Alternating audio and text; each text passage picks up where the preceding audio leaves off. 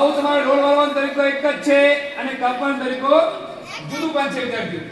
એના પછી જે તમારા કાગળ ગમતા હોય તો બીજા પણ લઈ શકો છો અંદરથી. પણ ક્યાંથી લેવાનું? તો બોલો કેટલા વાર લીધા મેં? રોલ કેટલા બની ગયા? એક જ. 3 કાગળનો એક રોલ.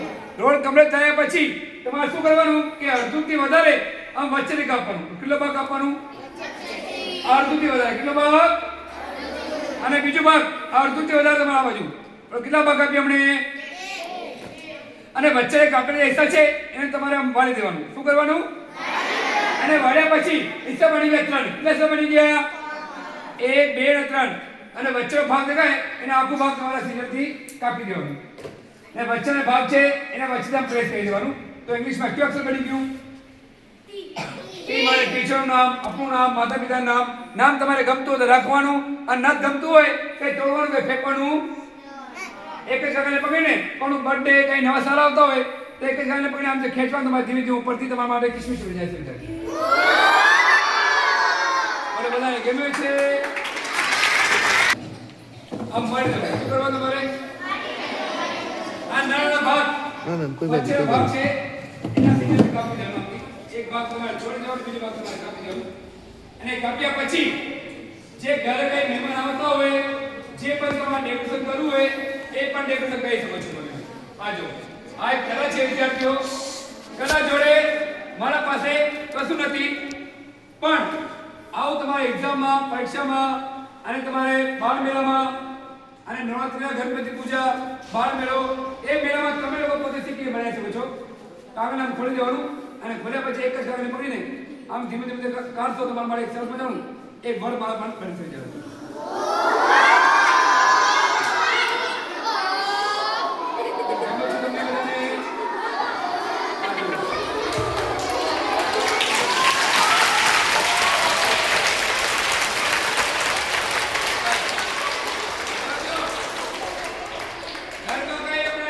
મહેમાન આવતા હોય તો એ શું કરવાનું તમારે?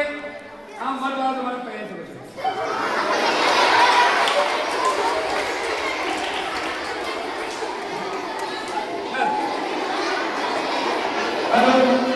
જો મારે મહેમાન આવો તો શું વડવાનું? હવે વિદ્યાર્થીઓ અમે તો 10-15 મહિના મહેમાન છે. હું બધાની બીજી સ્કૂલમાં જવા જાઉં છું.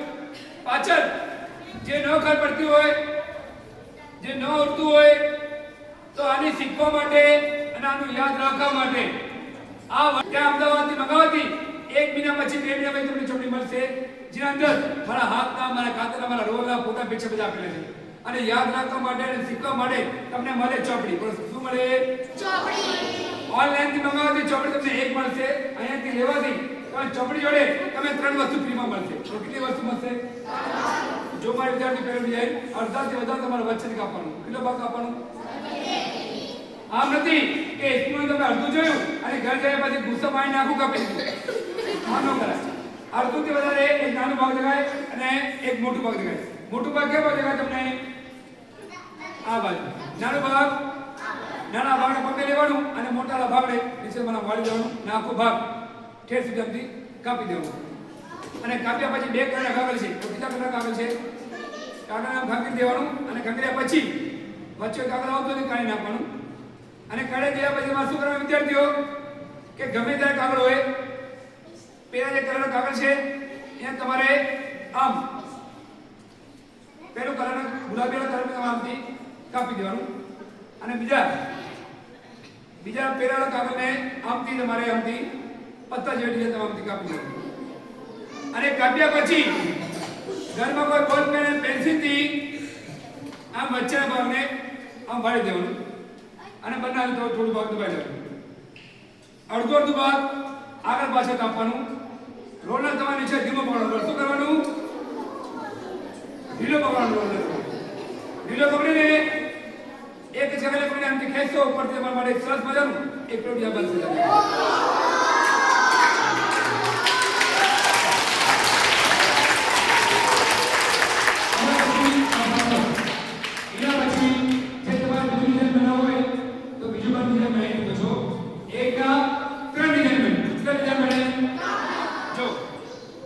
તમારે નીચે આમ બેસાડી દેવાનું અને બીજું જે તમારા હાથ ફરાવ હોય તો હાથ બીજો ફરાય શકો.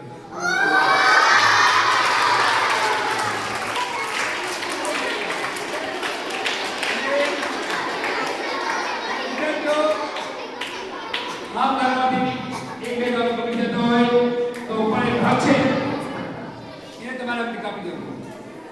5 આંગળીમાં જે પણ આવે છે નીચે સુધી તો તમારા માટે એક ગુલાબનું ફૂલ પણ રેડી થશે.